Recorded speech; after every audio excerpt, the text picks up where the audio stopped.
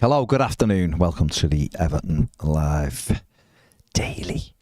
There's a couple of things going around today about the delay in the appeal. Of course, everyone is, if you're an Evertonian, and I guess if you're a Forest fan as well, at the moment you're waiting for this decision to see how it might affect them. Well, clearly how it affects us, but how it might affect them. But Joe Anderson, whether you like, hate, whatever, Joe Anderson has done a piece in the Daily Mail, of all papers. But, well, I don't know whether he's done a piece. It's been picked up by them. But what he said is, and actually, a rare time I agree with something he said, is that this delay is damaging Everton at the moment. And I think he's actually right in this. I think it is, as well as what the potential points have done to us, i.e. put us right in a relegation battle. The delay, I think, is having a terrible effect on Evertonians, but also on, I think it is starting to get to the players as well a little bit. And the more I think of it, I was talking to my dad this morning about like the delay of this and the delay of like the takeover thing and not knowing where you are on any point, but there's not even like a date that we can sort of go, well, we have to get to there and then at least we know and then we'll move on. It's just like, is it today? And I think it's making it worse and worse. I mean, do you think there's a real tangible damaging effect on Everton, or do you think maybe it's just in my mind? No, I think uncertainty the uncertainty is definitely there. You can see it. It's all building up. We spoke yesterday on Round the Tower on the Toffee TV Premier about what could happen if things didn't go our way, how it could manifest itself through the fan base. Obviously there's a frustration, massive frustration, and when you are, say, in a ground together and there's 37,000 Evertonians in a ground or 3,000 like there will be tomorrow, of course it will manifest itself. And also because different people will have different kinds of levels of feeling on it. Some will be really, really angry, and I understand those people who are really, really angry about it, and there'll be others who are a little bit more laid back. And then of course you get the situation where people are pulling the same way, but they have slightly different opinions on things, or an extreme opinion to it's not so extreme, and that creates rifts amongst people when all you want is everyone to be together. I think we've seen that in a way, not massively, but almost like from the start of this, in a way of like, some people feel extreme about what has been done to us, like it's the worst thing in the world, and other people a little bit more, well, it'll be all right, or we deserve something, or whatever, or it actually the club have caused this themselves. So of course within the fan base that creates tension, and it's a tension that's just like shouldn't be there. Like if you have tensions, your tension should be on basically who the manager's picking, or who you buy, or I don't like him. They're the things that create. They're the things that create conversation, aren't they? Whether or not you like who a player's playing or who we just happen to be signing, the conversations really shouldn't have to be on. When is our appeal being heard, and how many points are we going to get? Because it does drift. Of course, some people will be feeling very, very anxious because these things are hiding other things, which are, we're in a relegation fight and all that kind of thing. So, you can understand it's a demoralising time, and that will affect the football club. That'll affect everything around the football club, whether people are going to games, whether people are going to away games, whether people are buying stuff from the shop, all things, all the nice things you associate, with football, they're not there at the moment, and it's a very tense time.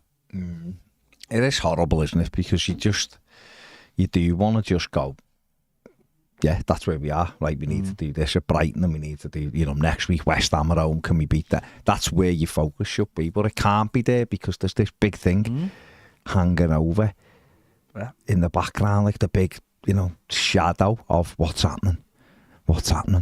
So I know that, listen, there's lots of speculations, right? I mean, Michael Rafferty says this is proper doing my mental health in now. Yeah. There's loads of people that are feeling like this. I've seen, Celtic Vape says Ornstein at it again. The reading is getting more depressing every day. I haven't seen anything David Ornstein has said or written today, so give me a little thing of what he said, if you can, or just summarise it. Isn't it? It's the media. It's the media playing with it, and that's what they've done from the start. And the media have played with this, and some of them have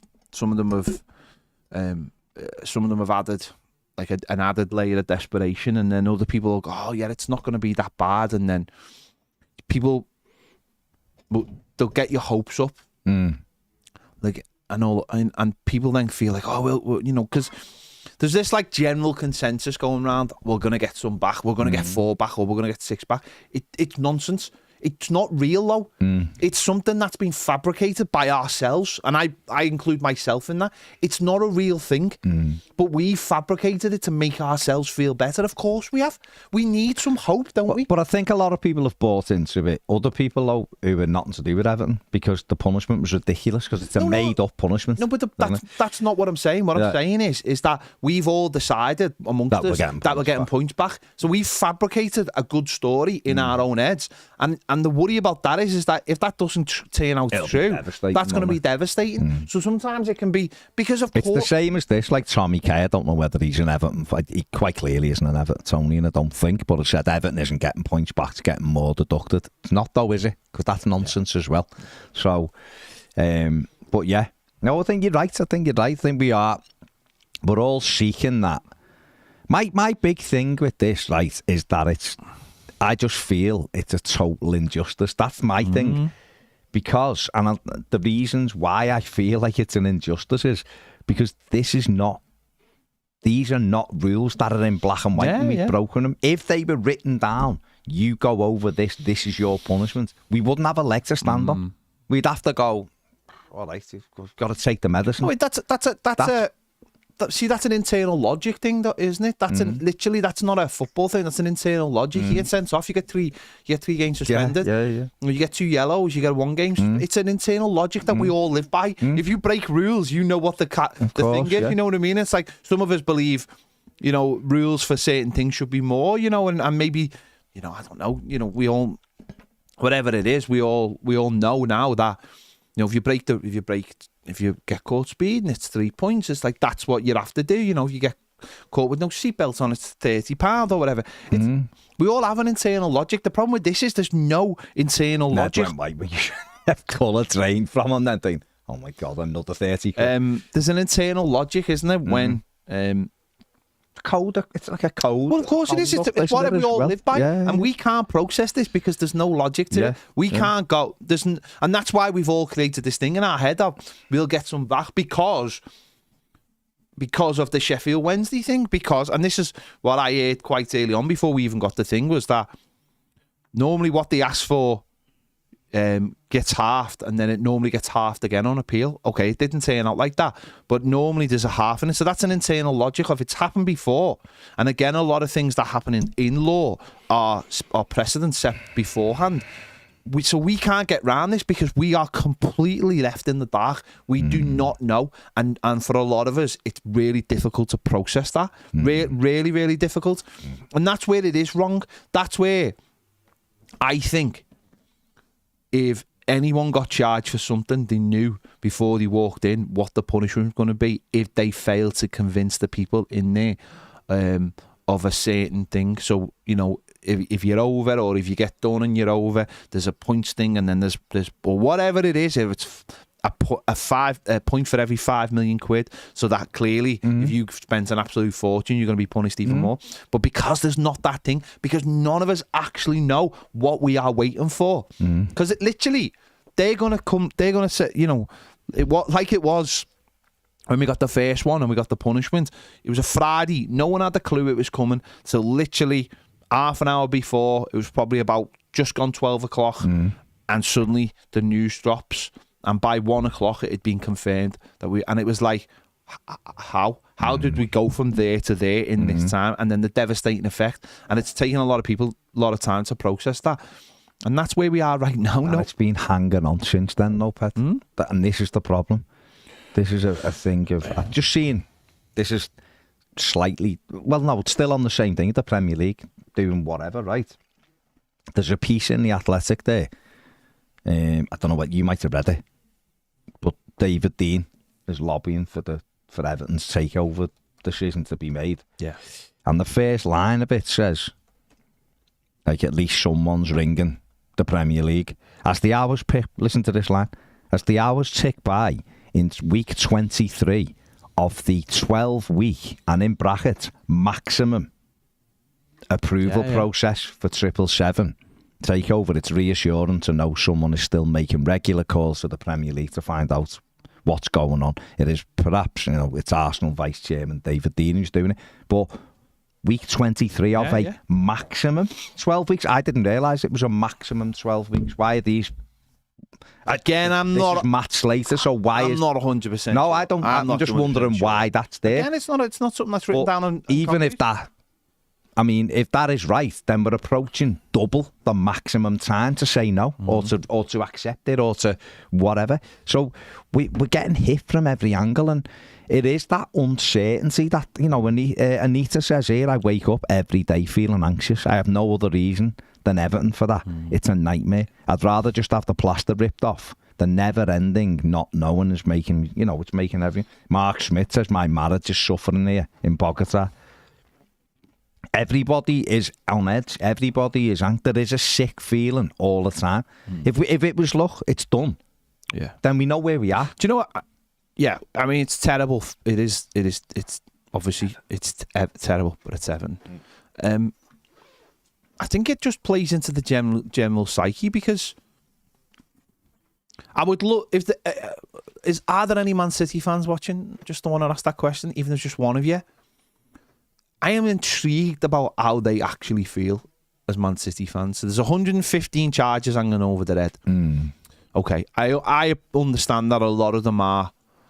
There's this again, because of the media and because of the way we know nothing, and this is what's so pathetic about the whole Premier League, is there's 115 charges and we know nothing about them. They know about them, but we know nothing about them. We don't know whether they're like ours. We don't know if there's...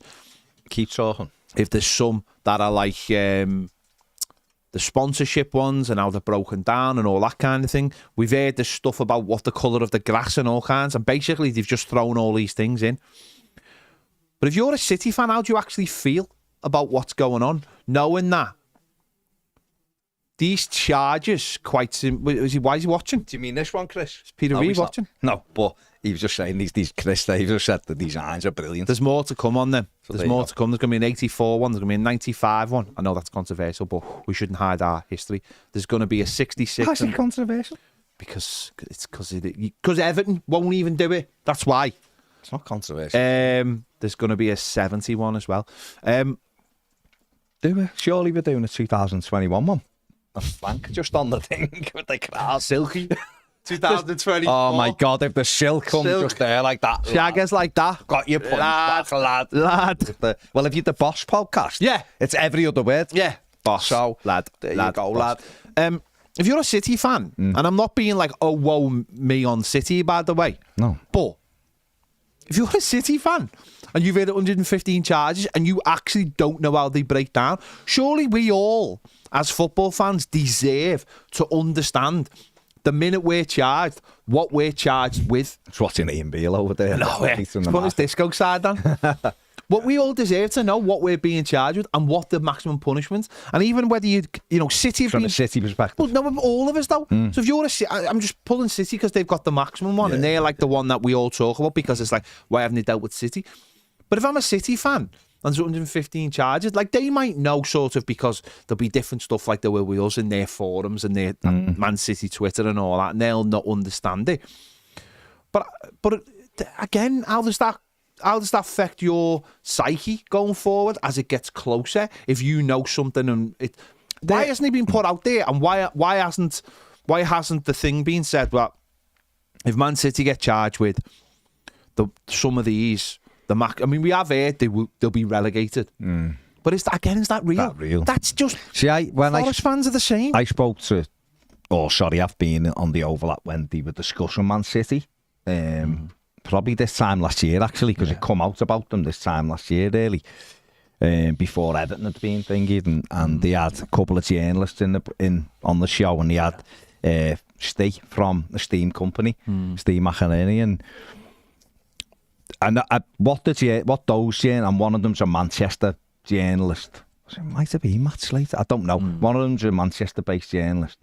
And he did basically say, like, at least a third of the charges are ones you just throw in the bin. But they've been charged, it's like, failed to answer this email, so you've been charged. You know what I mean? Stuff that most people would just go, they're nonsense, get rid of them. But that's still left with, even if he said half of them were nonsense, that's still left them with, like, 60 charges or 50-odd charges, which obviously Everton have had one.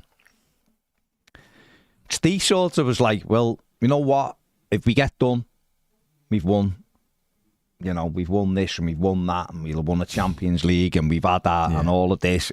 We'll fight it, obviously, but we have at least won things. See, we haven't even got that sympathy, have we? But he won't feel like that when it happens. He won't. If they get put in, say, it wouldn't happen. But imagine if they went, your punishment is like League One.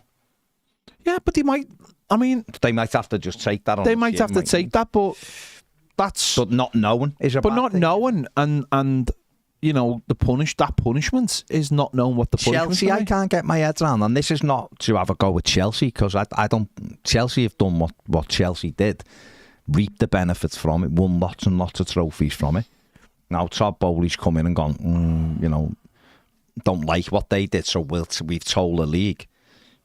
So because they've self-reported, that's all right. Oh, well, we can't do them. Now, I was having this discussion yesterday with John Blaney with the PIV, and it was because Chelsea have self-reported, the Premier League have gone, we'll sort that at a different stage.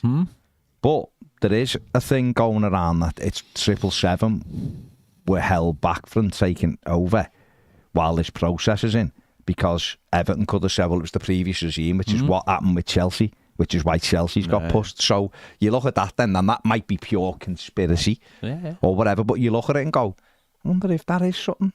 So that they took ownership and went, listen, it's got nothing, don't be punishing us now, it's got nothing to do with us. That was the previous board and the previous regime. That's what Chelsea have done. But Chelsea have literally admitted, so much so that UEFA have already fined them. I mean, it was a nonsense, you know. UEFA fine was less than Everton paid for James Garner, you know. 8.6 million quid or something they paid. But if they've already admitted that, why have the Premier League finding it so difficult? Now, Premier League have said they're going to get done, Chelsea. But why are the Premier League finding it difficult to deal with them then? If they've already gone, we've admitted all of this stuff because there's more. Or well, we'll deal with the one with one charge then rather than the other. Now, I'm not going with Chelsea, do whatever. But my big issue with all of this, and I said it yesterday, is there is mitigation, and the mitigation is we started building a stadium. They agreed how that payments would look on a balance sheet, and then halfway through the agreement they changed the rules. And I've said they either should have said at the very start, no, everything you spend on that needs to go against your PSR. Then we know. Or it doesn't count until the stadium's complete. And then it does, you know what I mean? There was also a global pandemic, and obviously Everton have lost 30 million a year off USM and 270 million pound in naming rights, which was guaranteed 10 years, 27 million a year. Huge chunk of money. Without the dead simple one, even as badly as Everton have been run, and they were run horrifically in terms of, clearly, because we're in trouble. The big question is, without the stadium, do Everton fail PSR? I had this with Andy, because the PIV was a bit like, well, yeah, we have made errors, and I weren't denying that. We did pay some players too much money. But it wasn't the wage bill that tipped Everton over the PSR, it's the stadium. So without the stadium, we don't fail. And the other thing to look at as well is, since 2020, everything has trended downwards with Everton. They've cut everything since 2020, and that's all out there. That's facts. That's not me listening to people. They're just on the balance sheet. I think John Blaine said amortisation costs have gone down £30 million since 2021. Wages, the wage bill's down 20 million, or it might even be more, 20. It's been reduced each year. Everton are now down below whatever it was. So if you were looking at it and going, right, you've been really naughty if you're the Premier League. And I used this analogy with when I was working in social care, and there was a family, and one of the parents had a gambling problem, and it was like, right, how can we get hold of this, and how can we see? Now, that parent, for argument's sake, spending £100 a month of their money on gambling. If in month 2 it was 70, and month 3 it was 40, I wouldn't be hammering them in month 3 going, that's 40. I'd be going, right, 2 months ago it was 100 and it's down to 40 now. Can we get it to 10? And then can we get it to nothing? And that's kind of what Everton have done if you look at the things. Now, I'm not saying there shouldn't be a punishment if they've gone over it. But my big thing is they just clutched this points thing from nowhere when it says 8 times in the rules, 364-page rules. PSR's mentioned 8 times, but it is never ever put together with a sporting advantage. It's to be used to make sure the club is financially prudent. Well, if you're losing money, but then you're reducing costs, aren't you doing what they're asking you to do? So again, just to reiterate, for me, it should have either been a transfer ban, and that would have hurt Everton, don't get me wrong, or, and this is my one because I think it benefits everything, is a squad reduction, and that squad reduction by 5 players, 25-man squad to a 20-man squad, means you've got to get rid of players. You might have to get rid of them by getting them out on loan or whatever, but you can only have 20 registered players. I mean, Everton would have 17 because we registered about 4 goalies, don't we? And it has to be 521 players are named in that 25-man squad. And then you might get a couple of players through that you were never getting through, that you might get a chance. And that, to me, seems a more prudent way of doing it. You're looking after club finances, and this, I think, what Forest should have to go through. But also, you might develop some actual players as well within that. But just plucking points from nowhere. And then on top of that, leaving it, you're just hanging for months and months and months and months. How can that be fair? How can it be fair on Luton and Palace and Brentford and teams like that? You know, a Brentford, a Luton above, you know, Everton, well, they're below them at the moment, but are Crystal Palace above Everton? Yeah. Are Brentford above Everton? Are Forest or are they below them? And then where so we're all juggling with stuff. And the sad thing and scary thing, I think, is for this year is we're going to be doing this till the end of the season. Now, because there's another one coming around the corner. So the rules are a mess, and the whole thing is a mess. And these people have not only just plucked stuff out the sky, and again, I don't believe in the 10 years that they brought this in, no clubs favoured it. It only seems to be since there's an independent regulator waving at them that they just decided to do Everton this time. When you look at some of the spending. This is why it's getting worse and worse, because none of us know. None of us know. It's just a punishment that has been plucked out the sky. It's like, you know, and as well as having that punishment that has been plucked out the sky, there's an indefinite thing on whether that punishment stands, whether it gets reduced. That's not fair to anyone. It's not fair to anybody. You sound like Esther Ranson. I feel like Esther Ranson today. You sound like you're going to get Ned on Childline. I feel like I'm going to cry. It's just, no, that's where I am with it. And I just think how you can just dangle people along is to me, just seems incredible. No, but I do think by now there should be a date that should have been easily just given to us and said, on this date you will know. You'll know. Surely all the paperwork and everything that you have to put together and all the legal stuff, they can have a deadline and say by the 1st of March, you know, on the 1st of March, Everton's decision will be made public. Surely that could have been put out there a while ago. Because it does, it affects people. It affects people. Football is people's lives, and people go, I just forget about when people go, I just go outside and see some grass or something, you know what I mean? And you're like, that doesn't work for some people. Some people, it's in the back of the mind, and it's just, well, we are. Can't get away from it. We're all dealing with it every day and getting on with it, but it's still there. It's still there. I mean, Drew says, and this is one of the tiny things that I do as well, mate. Cling to this, that the delay. Surely a delay means they hadn't upheld the original punishment. If we completely lost there'd be nothing to do. But tell us, if we win, there's all sorts of sort out. I have heard that from other people as well, actually, that there's a bit of...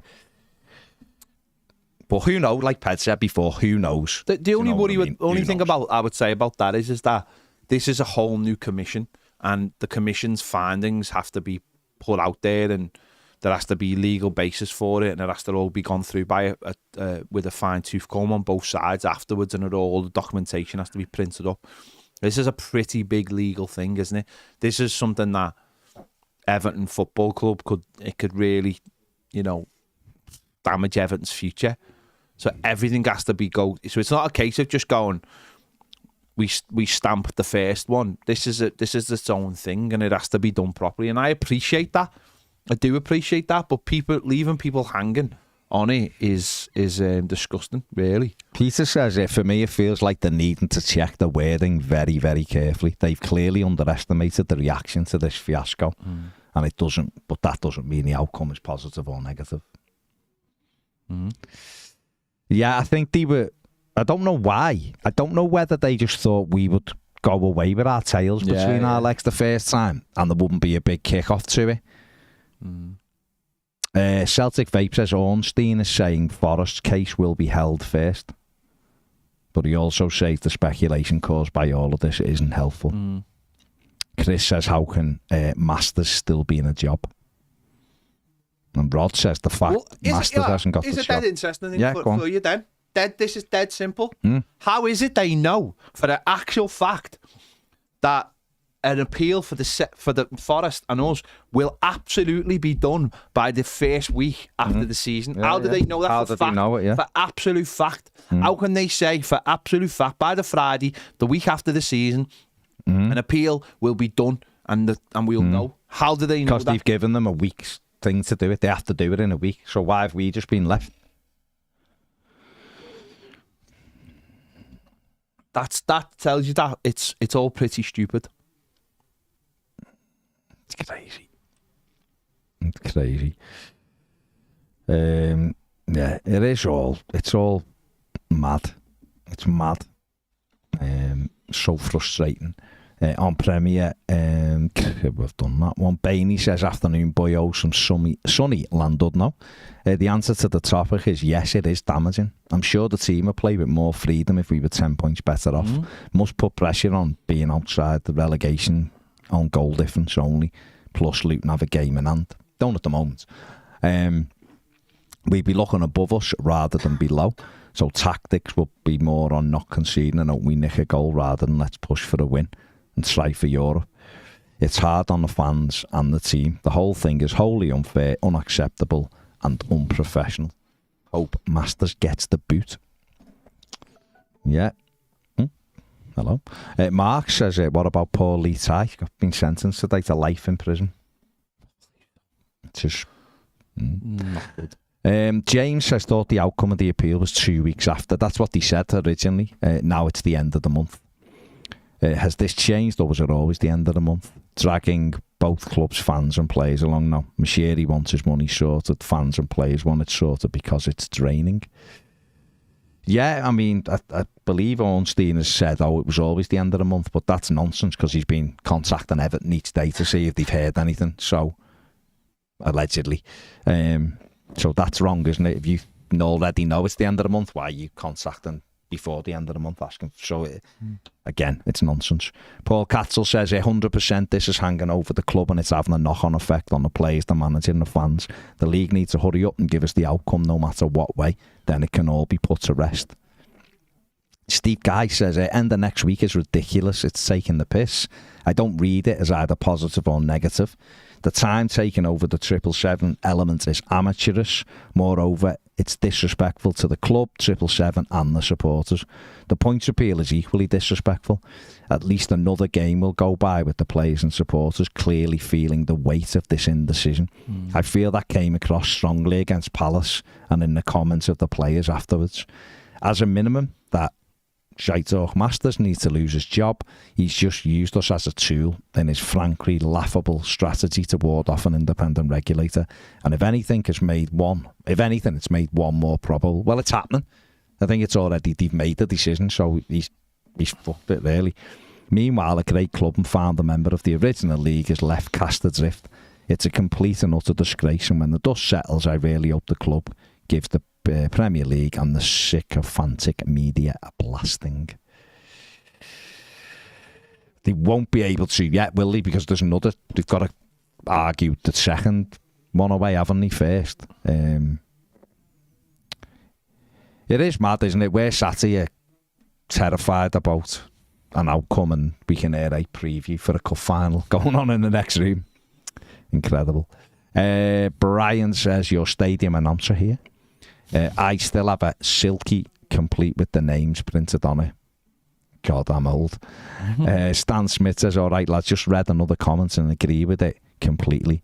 Let's move on ourselves. They took the points and we are where we are. Fuck them, win our games. How can we move on? No, we can't. Stan, and I get the sentiment. What will be, except we're in the shit and get ourselves out of it. Well, that's what we have. That's what we did do in November. But let's stop asking and begging for a resolution to this. It's not in our hands. No, I that's fine, and I understand it. And if you're there, brilliant. But a lot of people aren't there. And when you sit down at Goodison Park, you know that a lot of people aren't there. When you do this every day, you see the comments, you know a lot of people aren't there. You can't help it. It's just it's the uncertainty. If you know your punishments and that's it, you deal with it. You can get to that place and go, right, that's where we are, let's go. When it's hanging, you can't. And you know what? Even if the takeover decision was made, one way or the other, we'd know with that. So that'd be one thing out the way. If there was no second charge, this probably wouldn't be heightened either. You'd probably be going, right, where are we? But we know there's another thing down the road, and it's like Elizabeth. Sorry, go on. No, it's there, isn't it? We have to face it. Elizabeth says, I'm wondering if there might be something in the rumour that appeared a few days ago that our Super Silk had threatened to take the Premier League to the European Court of Human Rights. I've heard that as well, yeah. Whether it's true, I don't know. I think it makes sense given we're not able to challenge the appeal on the findings. However, if the Premier League is breaching the human rights of the club's stakeholders, which it is, by denying us a fair and transparent process, then that's a different matter entirely, and they can't stop us taking them to the ECHR on these grounds. This could mean they have to drop the points deduction and institute a new and better process for the second charge. I'm not a lawyer, by the way, but I do work on legal issues. I could be wrong, but the length of time they're taking to give us a verdict and the uncharacteristic lack of any leaks suggest the Premier League are not having it all their own way. Yeah, I do lean into that a little bit, that there was a lot of noise around the first one, wasn't there? Journalists had it days before. We're saying this almost 2 weeks before it come out. Yeah. This is what's going to happen. And no, it's not happening. But it was. And now there's been nothing. And I wonder if the Premier League and or whatever are just having to suck it up and see. Possibly, yeah. That Everton have been given X amount of points back over it. You see, the easiest way for the Premier League would be, we took instruction from an appeal process and points deductions aren't aren't appropriate, and therefore Nottingham Forest won't face points deduction. But this is a sanction that we believe. Well, there was actually a thing going around. I did see something on a few City accounts yesterday saying there'd been some good news.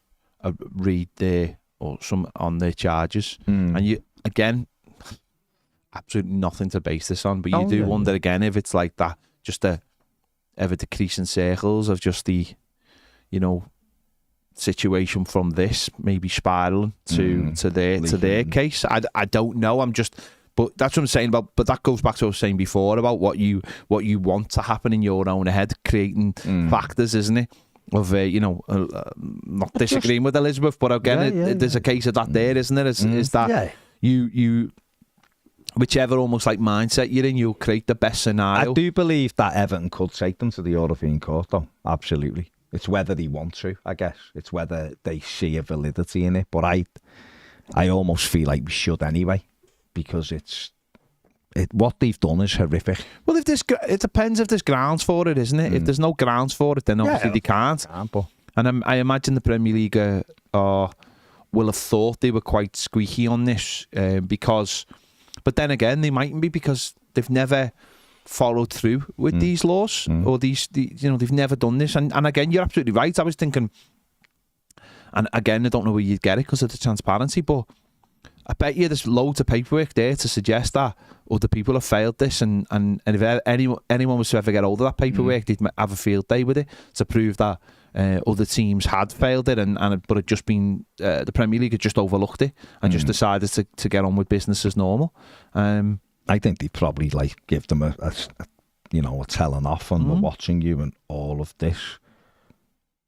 Yeah. Again, when people who are in the media just saying, a couple of people I've had the chat with today, I'd assume, it's the latest one, I'd assume if Everton had no points back, it would have been out there by now. If the original thing had been upheld, and maybe it would have been.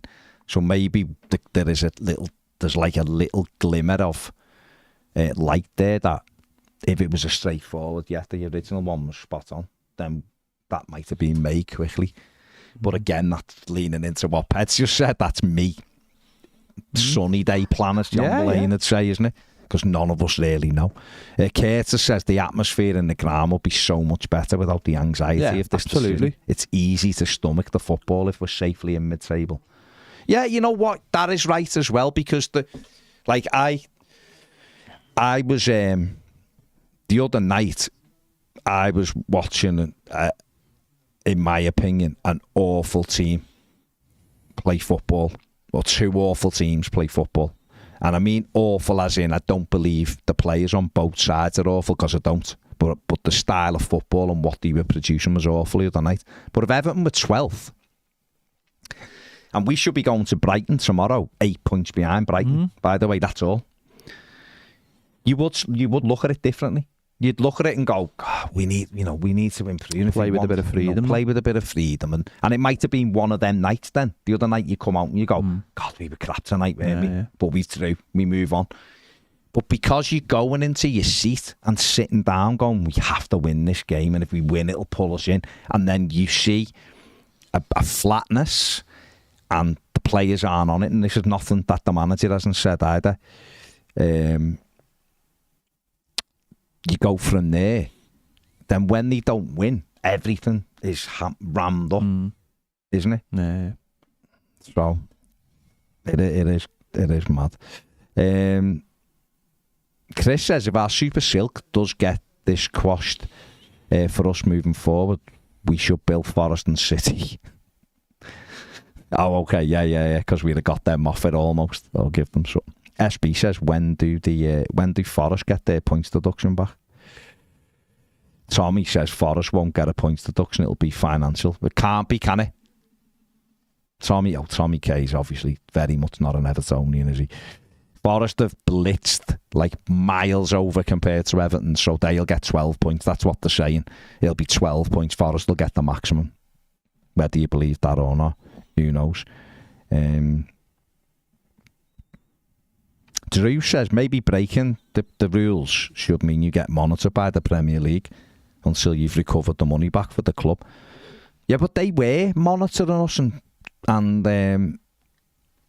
thingy and stopped us getting players in because they said you can't because of this. And that's fine if that's how it works.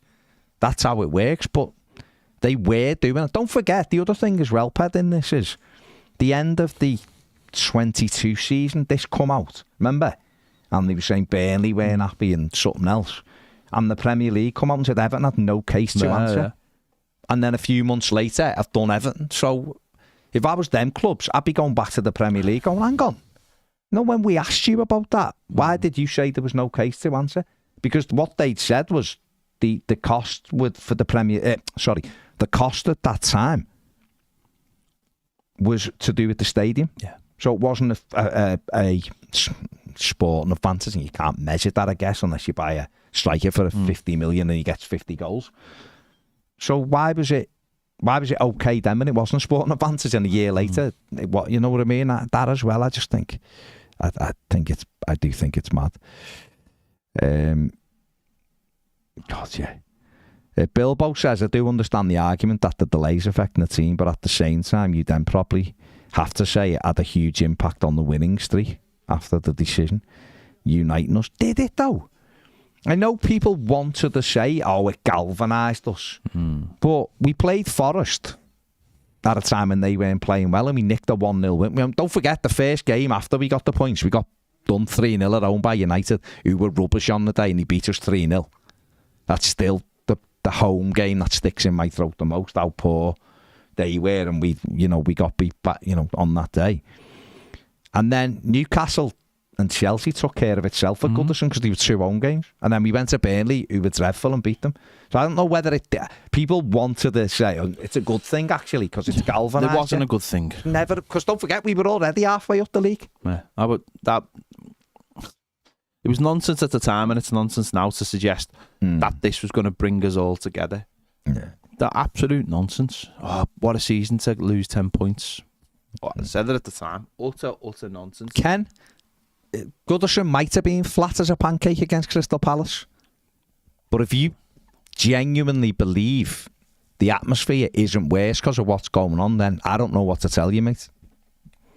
I've been going to Goodison a long time, and you get a feel for how people are feeling and what the atmosphere is like.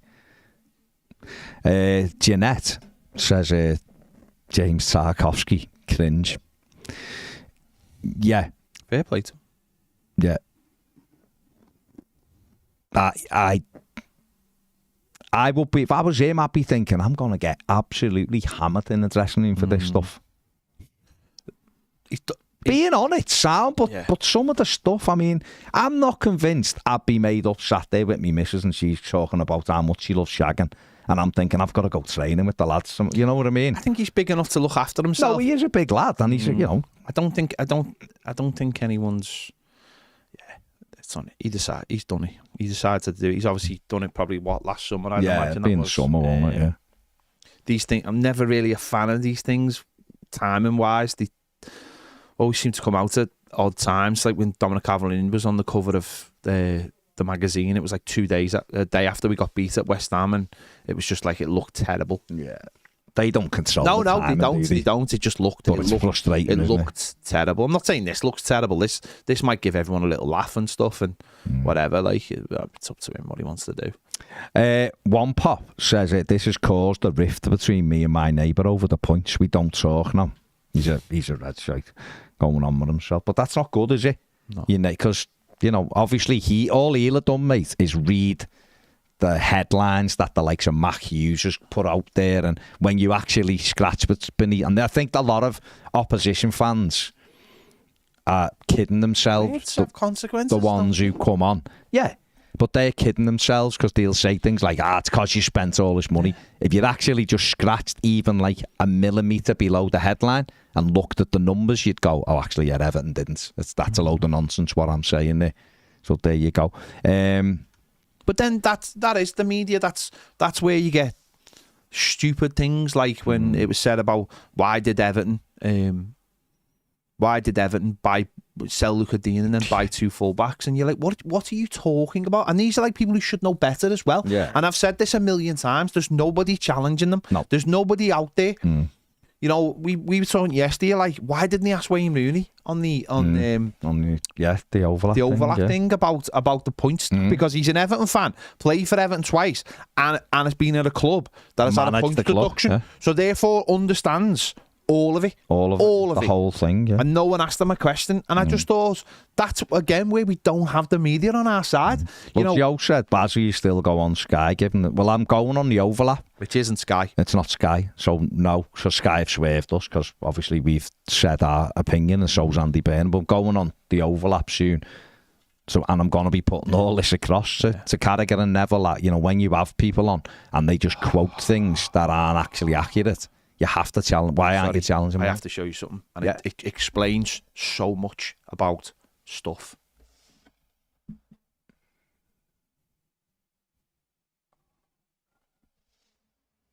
Oh, no.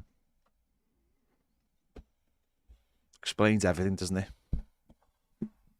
I'm made up. I'm made. Right, I've got a little bit back for the kid now. The one I didn't like. Yeah. He won it. I've got. What was his name? Pet.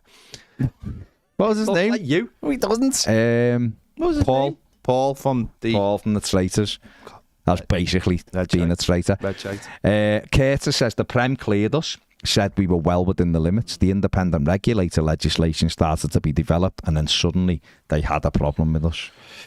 Absolutely. But just going back to what I was saying there. Yeah, sorry. Just going back to what I was saying. I've said this loads of times. Is that, like, we can't rely on Sky, obviously, because they don't want to talk about it the way we want to talk about it, right? There was the Andy Burnham stuff, there was stuff with us, but they don't want to talk about it for whatever reason. They've decided they don't want to have a conversation. They liked it when it was about the board and we were creating nice bits of controversy for them. We were saying things. But on this, they don't want to say it. They don't want to cross the Premier League. But Everton there has to be a mechanism. And this is what really annoyed me is that, okay, Jags was on something the other day, Radio 5, I think it was, talking about it. There has to be some more people. Everton have got to be getting louder about this. I know it's difficult with everything going on and it's legal, but Everton have got to find a way to be louder about their corner. That's on them how they want to do that. You know, that's on them. You know, I have this. I'd love to say what I actually feel on it, but they've got a good selection of people around them that could do the job, could do a job for them, but they're terrified. They're terrified of them. So how can you know, you've got people all the time. You've got Simon Jordan, Jim White talking about it on a daily basis. You've got the media, you know, Ornstein, all these people talking about it on a daily basis. Okay, it might be less sensational than someone like Jim White and Simon Jordan. You've got other people who are dragging our name through the mud for their own ends. Everton make a good story because there's always, like, there was a story that there wasn't even a story. There was literally on TalkSport the other night, I believe. You know, is it time Everton just got relegated? And they were just basically inviting people to ring up. Darren Bent, yeah. Basically inviting people to ring up to just slag us off, right? And I'm sure some of them might be Evertonians. But Everton just sit there in the corner doing fuck all. Yeah, but I don't think... No, I know, but I don't like that word, no. I've been in it for years and I don't like it. I don't like it. That Everton can fight their corner, they just refuse to because they're rudderless. They refuse to fight their corner. No one and I will never ever take no for an answer. I will never ever take that they can't, the word can't. Everton get kicked pillar to post by all, and all they do is take it. Media say all kinds of hours, and the next day the same people are sitting down with our players. Everton never say no to anybody, ever. Say no to us. They just allow people to come in and just have these friendly chats, and then they go away. In the minute they're out the building, they're saying terrible things, and it will wind me up. It will wind me up forever. Because they allow it. They allow it to happen. And then they'll come out and go, well, there's a reason for that, blah, blah, blah. It's like, it's nonsense. It's Trekking nonsense. Says we're kidding ourselves, lads. We won't be getting any points back, but we won't get hit for other points either. But you just made that up. We need to get 17 points and get on with it. But we all know we need to win. Curtis says, I don't know, my wife called me a trap shagger on TV. I'd be made up. There you go. And Chris says, Saki shags like a demon. Well, okay. The what? No, for that, leave your mic down. Yeah. Thank you. Chris said, Baz, when you're on the overlap, make sure you tell them about the impact it's having on the fan. Of course I will, mate. Of course I will. But yeah.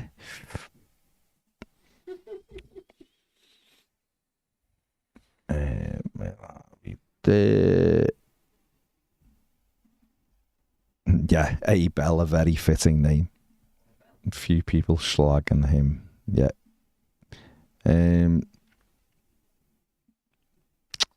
Nukes and Kennedy, what a name. Says it, Masters isn't leaking zilch because Super Silk has pulled his pants down.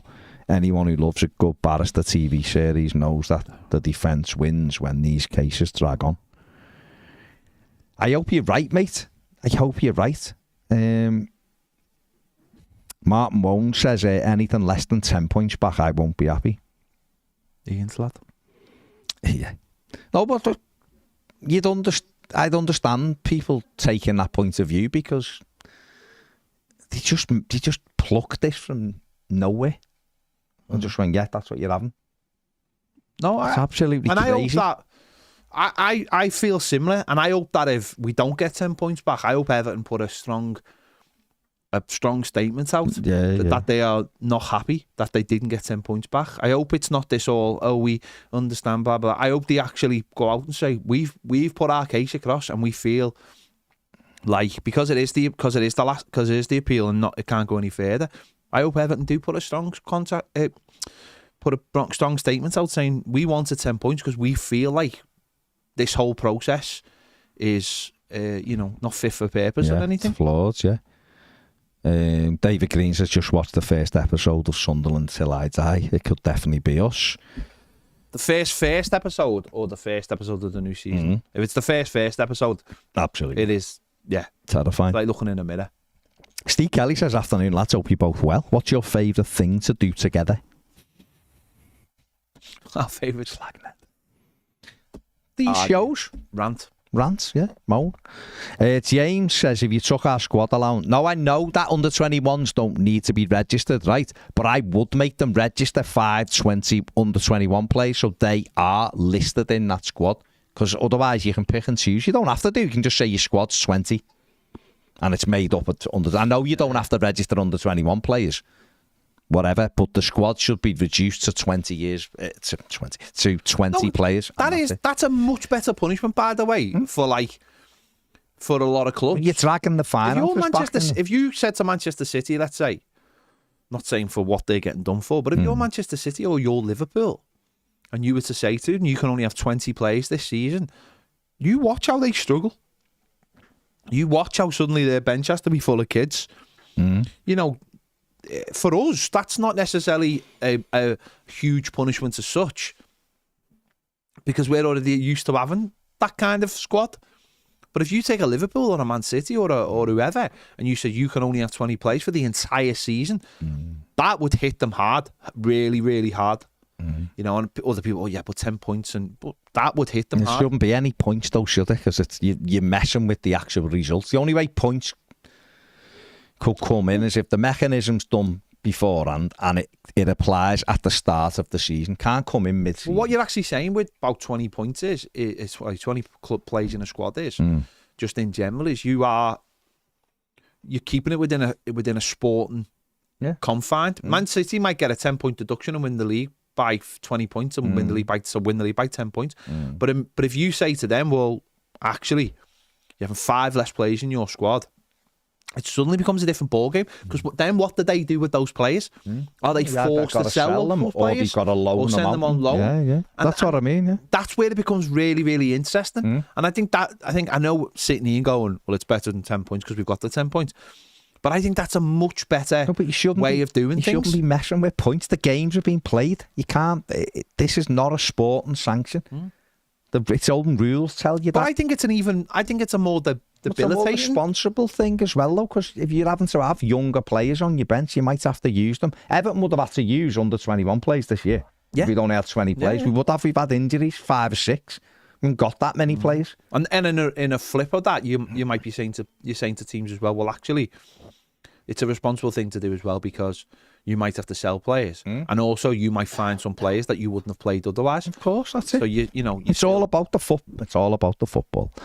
Dan says, short answers, not just a delay that's damaging the club's reputation. For me, the real destroyer of morale and hope will be when they do not punish any other club like us. Jack says, afternoon, gents, hope you well. Had a discussion earlier. Do you think Iwobi would have been a starter for us this season? If he'd have stayed, he probably would have played, wouldn't he? He would have played some games, but we needed the money. So he'd have played off the striker, wouldn't he? While the Corey was out for sure. Bainey says this is where the conspiracy things come from. There's no way a decision on appeal hasn't been made, but people will simply think Masters may tell them to go back and think again. Not saying I believe that, but all this is open-ended decision making's killing us. But I think though, apparently they can't do that. What you got to remember though, this is a legal thing, and this is why I think it's took so long. And maybe some of the people in the comments saying about that might be good for us, is because when they put their explanation in writing, our lawyer will obviously go through that, and if it just says Richard Masters told us to come back, it's over. That's not a legal thing, is it? It all has to be based in legal terminology, and all has to be there. So it's not like we don't like you. The simple fact is this is a legal case, and they'll go through that with the fine tooth comb and look at every word, double check everything on this. It'll all be checked and double checked, so that if it has gone against us or if it's gone for Everton, everything has to be binding to what is in the Premier League's handbook as well, I imagine, to the rules. So it can't just be a fluffed piece where we don't like you. But this is where the argument is. Because with an open-ended verdict, there's no way of proving, and this is what is wrong, and this is what, as a football club, we should be fighting fundamentally, is if you can prove something, that's great, but you can't prove how someone come to 10 points. And that is where Everton should be destroying this in a court, in a real court, or all the clubs should be. If you can't tell me how you came to those 10 points, and there's no reason to you don't have to tell me, then how can we challenge that? How can we challenge that one thing of the punishment? It's John was saying to us the other day, he was like, they could have expelled us from the league if they wanted to. Do whatever they want. Imagine if they could have. Imagine they just went, you're expelled from the league. Could you tell us why? No. We don't have to. We don't have to. And that is the one thing that is actually bigger than Everton in this. Is if a league can make decisions and can hand out punishments, and it is literally, I woke up on the wrong side of the bed today. I don't, you know, that's the worrying thing, I think. Absolutely. And that's the thing that needs to be binned. Kieran said, my lovely dad passed away last month. He had two big loves in his life, his family and his football club. He was so depressed about the Everton situation, he spent his final weeks worrying about his club. Isn't it? How many people sad to hear that, Kieran? How many people out there genuinely go and see their mum and dad or whatever, grandparents, and the first thing you talk about is Everton or your football team? Yeah. Because at the end of the day, a lot of us, that's the number one thing we have in common with our parents or our siblings. You know, we all have busy lives. You might not know exactly what's going on in everyone's lives or whatever, but what is that number one thing that we all sit down and talk about all the time? It's Everton Football Club, or whatever your football club is, and people forget how powerful that is, how absolutely powerful. That's why football is what it is. That's why Everton are what we are. We are a football club that's passed down from mothers and fathers and grandparents down to the next generation. That's how it gets. Let's be all honest. You know, when we all say this chosen stuff, you're chosen by your parents or your grandparents. You really want to go aren't you? Unless you're mental and from America or whatever, or Australia. Choose Everton. God. But that's the connection we have, and we forget how powerful that bond is. People love to go, football. Why should talk? My mum doesn't get football. She'll never get football. You know, but she doesn't understand. Like, you know, you forget it in other ways. She just hasn't got the book. That's you all. Forget the other ways of it. Like my best mates are red, and we don't necessarily talk a lot about football. There's other reasons for that.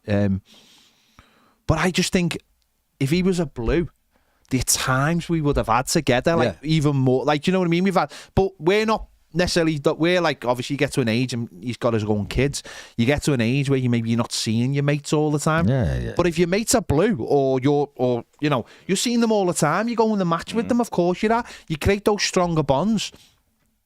because you've got something to talk about. Like if I was going to see him today, the last thing I want to talk about is Everton. But if he's an Evertonian, it's the first thing I want to talk about because I understand that he gets it. Yet if I went to see him today, he'd be like, oh yeah, cup final on Sunday, and I'm like, yeah, see you, mate. Do you know what I mean? So those bonds that bring us together. People can dismiss them and go, oh, it's just football, or we should just get on with it. They basically bind our lives together, you know. People don't always get that, you know what I mean? I had it with my uncle who's died now, sadly, but we'd watch like the international footy, so we'd all go around, but he was a Red, so we'd have that needle, and it got to the end where we just didn't literally speak about it. You know, we'd be just like, it'd be like a passing thing about both clubs, but we agreed to leave that. But I did look at that and think, God, imagine, my best mate from a kid is a Red, so it's like we would have been close. Like we've sort of drifted apart because he's a paramedic, and so he works different. Don't and all like that. paramedics. Night, but he works. He's like night, and so we just don't. We basically hardly ever. Well, we don't. We haven't seen each other for a while, and really should go and have a bevy. We'll go and have a coke with him, but drink a coke with him. But you're right. You're absolutely right. Those things where you'd want to be doing, like you'd go, oh, imagine if we'd have done that, or at least you could go to them because they know you better than anyone and go like, how depressing is this?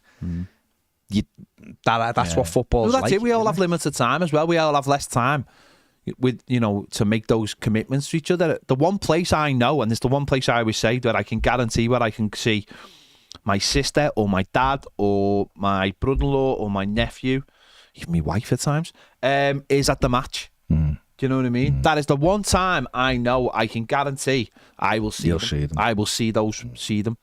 I do love that. I get in my missus is just like, you know, she's not interested in footy, but she'll check and obviously wants Everton to win because then the house is obviously not as depressing when me and Zach come in the door. But I do love that, like Matt says, no interest. He just comes in and goes, Dad, did he win or whatever? Or Dad, bad result, that one. And then he just goes and does that. I love that he hasn't got that worry. But Zach is a little narc like me now because of Everton. Kieran says Dad lived in Ireland. One of his last phone calls to me before he went rapidly downhill was when I was walking home from the Chelsea game, the 2-0 win. He was so happy and he said, we're going to be okay, son. Well, let's hope we are, mate. Let's hope we are. Right. Drew says, do the commission tell the Premier League and Everton at the same time? I don't know, mate. I honestly have not got a clue. They'll be informed that, like, the night before it goes public, so they can get all the statements and everything sorted. And then some of the press will be told, don't they? So, Corin said, my dad passed away from cancer 14 years ago, but we talked about Everton every day. He would be going mad now with what's going on. I still miss him every day. Yeah, mate. Kieran says the last call was after the Spurs defeat. We never spoke again.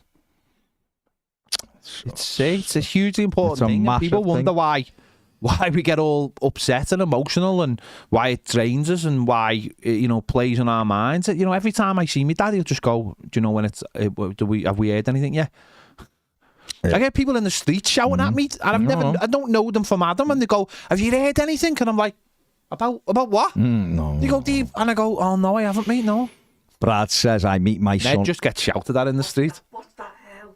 I meet my son at the match. He's my best mate. Love every minute of every game we sit together. Says Brad, Papa Stingray said, my sister's dad took me to Liverpool matches as a kid. Incredible atmosphere. Fowler, no one scored. They beat Middlesbrough 2-0. I'll always have time for the Reds, even if they're up their own ass. And this is the most amazing one. Liam says, how many orange clubs would you eat to get 10 points back, Baz? 10.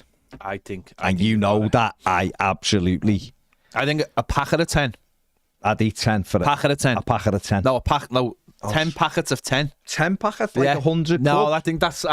What? You think that's all right? That's fair. Nice. But you know what? I would, even if it meant me throwing up for 2 days, I would, mate, honestly. I think once you got past the first packet, I think you'd be fine. I think your body would sync with them. As long as Everton got the points back, I'd do it. One of the things, and we are finishing now, but we're going to go on more than a game at 2:15, so you can just stay here and we'll be on that talking about other footy. But when we're... do you think there's a case that they're trying to get everything legally right before they put the decision out? Maybe the Premier League are going, well... Because the Premier... You know what the Premier League can do? Has anyone been in London recently? Has anyone seen that they've put, like, any shutters on the Premier League building. I'd be putting everything, mate. I'd be having everything outside of there.